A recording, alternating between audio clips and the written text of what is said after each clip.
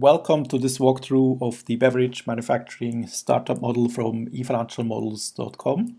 The objective of this financial model template is to give you a planning tool to come up with a business plan, respectively a financial plan for your beverage startup. This is especially relevant if you also want to manufacture your beverage by yourself and you need to think through a bit how much does it cost to build up all the facilities to produce the beverage, and how many people you need to hire, how much sales volume you need. All this is basically covered in this financial model template. The financial model basically has a forecast period here of 10 years. In the executive summary, we just focus on the first 5 to 6 years, the startup year and the first 5 forecast year, because that's where the ramp up is going to happen, and that's where we need to carefully think through all the aspects, when the revenues will come in, when the costs will occur, how much startup costs will incur, and how much investments are needed. This is especially important to carefully analyze. The financial model template also not only focuses on cash flows, but actually builds real financial statements. It means you get figures from the income statement, you will have the balance sheet built, and a cash flow statement, so that it allows you to properly calculate all the expected financial ratios going forward, and this way it gives you more tools and more analytics at hand that you can determine if your business plan actually makes sense and how does it compare to other businesses you might know in this space. This Excel model is also targeted to form the discussion basis if you plan to raise financing from investors. The first question to ask there is if your project is financial feasible. In this case, what you need to do is you need to calculate the project IRR and see how this compares to your cost of capital. If the IRR is higher, it means the project itself is feasible. Then the second step is to see if you use financial debt, if you can increase this the IRR, and you look at the project from an equity point of view. The other figure you will need is you need to figure out how much funding you need to organize to make this project fly. And for this, then you will have to allocate the funding, how much is going, in this case, going to come from equipment finance, debt finance, and the rest will have to be funded from equity. Once you know the financing structure, you can then also better answer investors' questions, how much returns they can expect. And for this, you'll have here also a model where you can basically split the equity returns and say how much of the equity is going to founders, how much is going to investors. And you can simply play around with these assumptions to see what happens to the returns. So if you have a certain target return in mind the investor told you that they need to achieve, you can simply play around here with the model. So bottom line is this tool is quite comprehensive.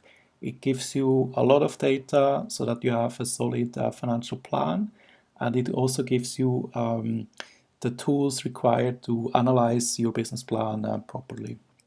The structure of the model is such that you have 3 main sheets. One is the executive summary sheet, one the operating model, and the other is the financial projections sheet.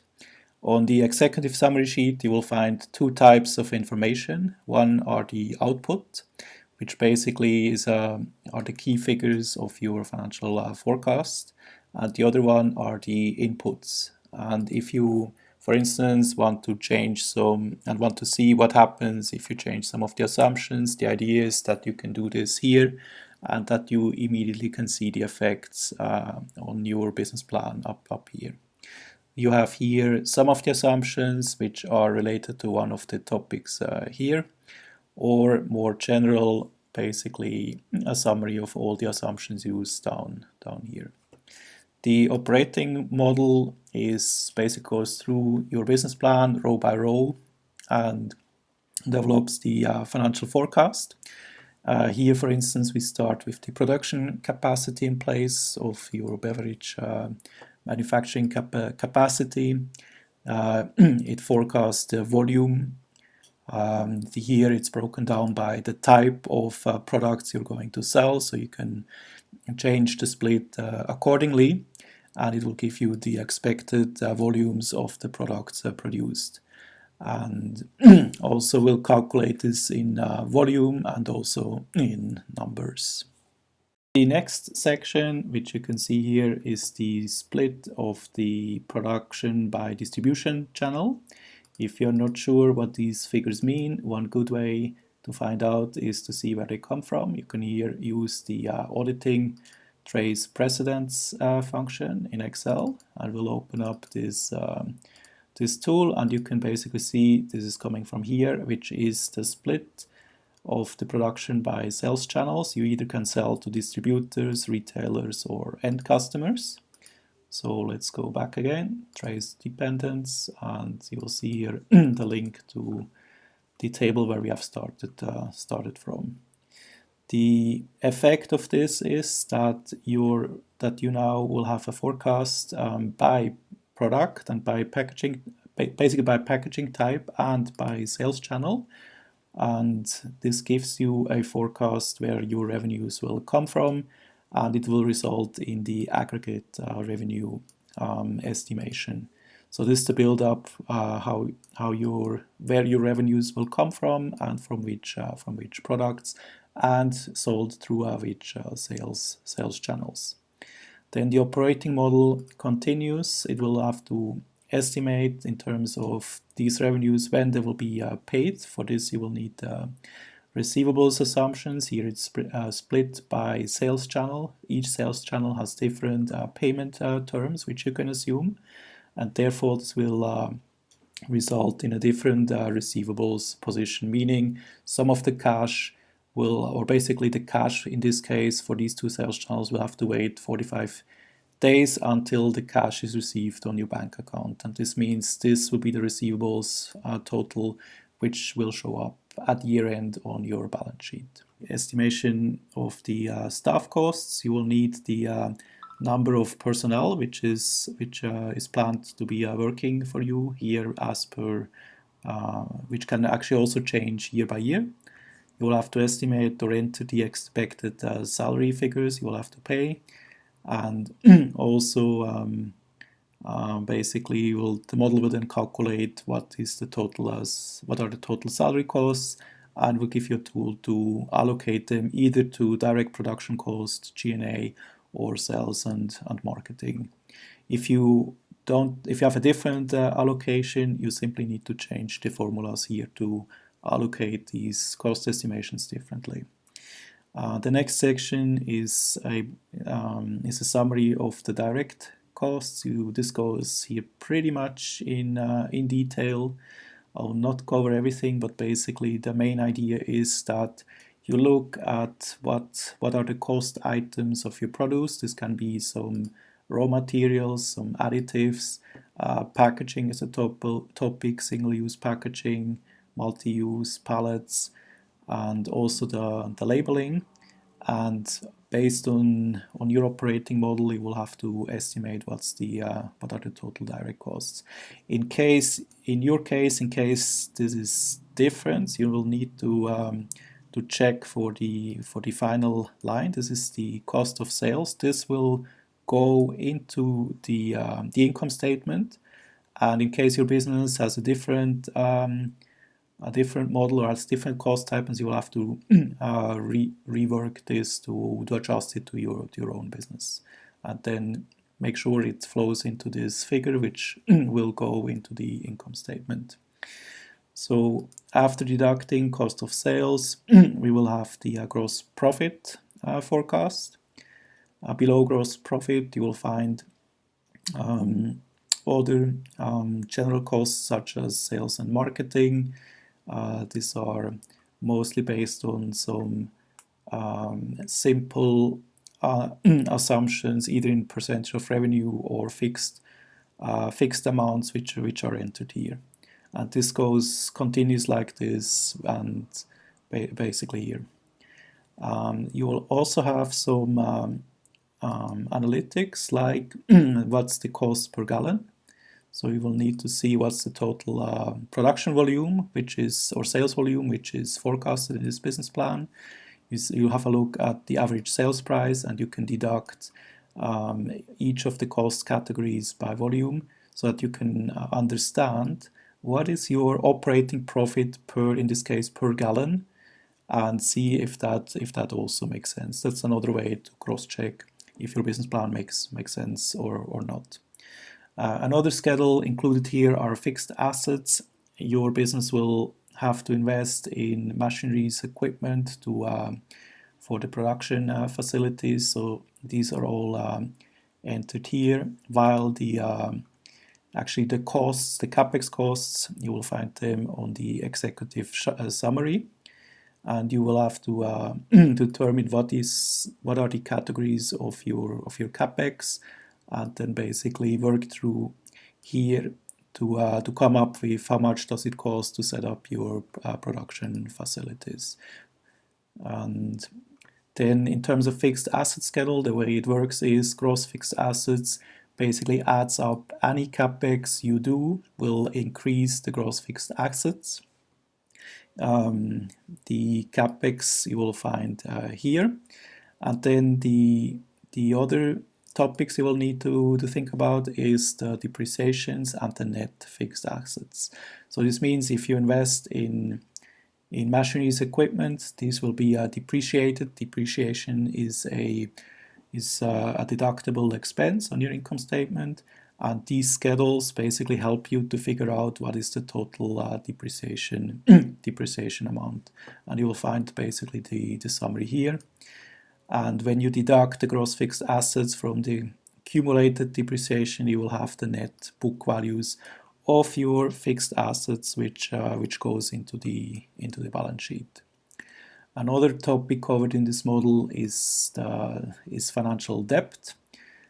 Here in this case, one way to receive financing is if you receive equipment finance, and for instance from the supplier of the tanks, or of the facilities, or of some barrels which you might want to use. You can enter here what's the amount of debt financing you need. If you don't have these options, you simply put it here to know, and all the assumptions here will be basically put to zero. In this case, I'll leave it at yes, just to keep the example here intact. And here we go. Then we get the equipment financing here calculated. Then we have different layers of debt. This is normally provided from banks. Equipment finance is here, but you have here room for at least two debt facilities. You can say how much debt you are planning to receive from the banks. You have facility 1, facility 2. And what's important here is to look at the business plan from a bank point of view. The banks will look especially at this ratio. They want to know how much is the debt in relation to your EBITDA. So what you want to do to check through if your business plan is realistic or not, you want to have a close look at this figure and make sure that your debt assumptions are reasonable in terms of this indicator.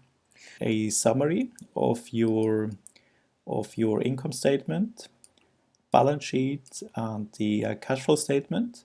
And here basically all the figures we have developed in the operating models are inserted here.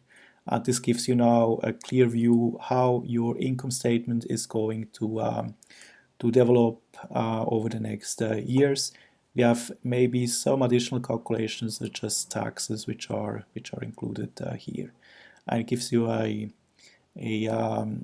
basically a way that you can compare how does this to compare this to others similar businesses where you might have obtained financial statements. It provides a good way to check if your business plan might be realistic or not.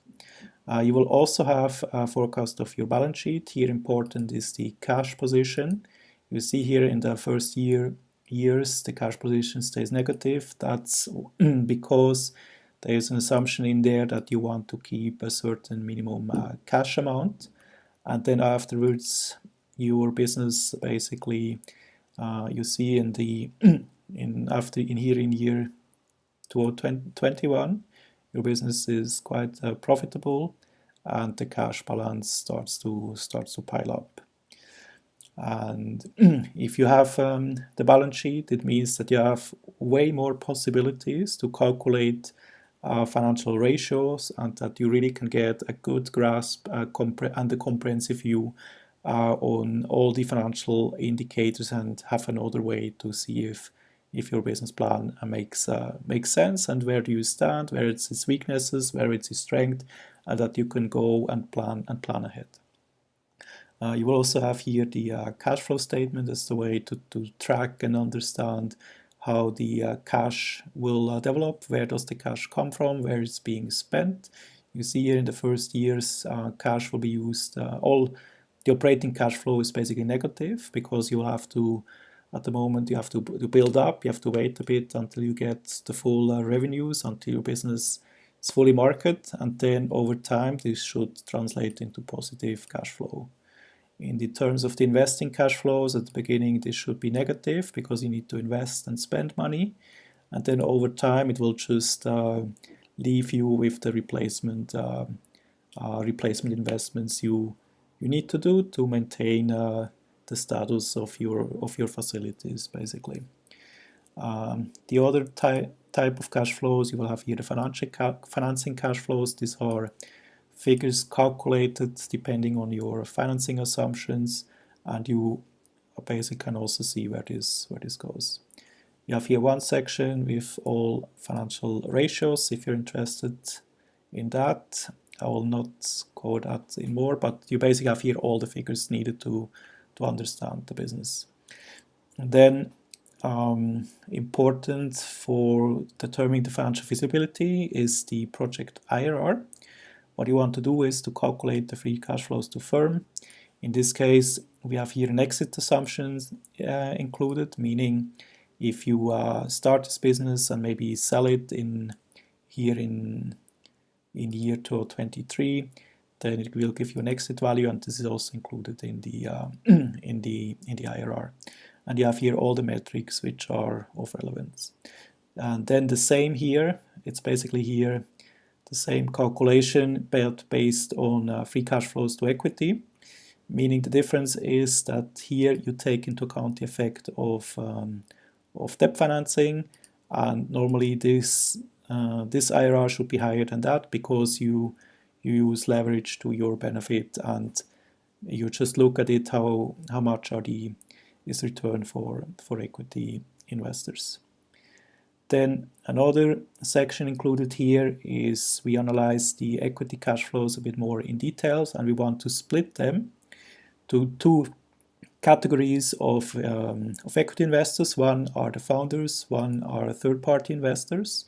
Together they own 100% of the equity, and we want to see what happens if we change the equity split, if we offer them a higher stake or a lower stake. And what we are interested in is to figure out what's the IRR and the profit third-party investors can expect based on this business plan. So what you do is you split this, and then you take the 60% of your equity cash flows goes to investors, and the rest goes to the founders. I hope this walkthrough was useful. If yes, please give it a thumbs up. Don't forget to subscribe to this channel and visit our website efinancialmodels.com. A link to the model is included in the description below. Thank you for watching.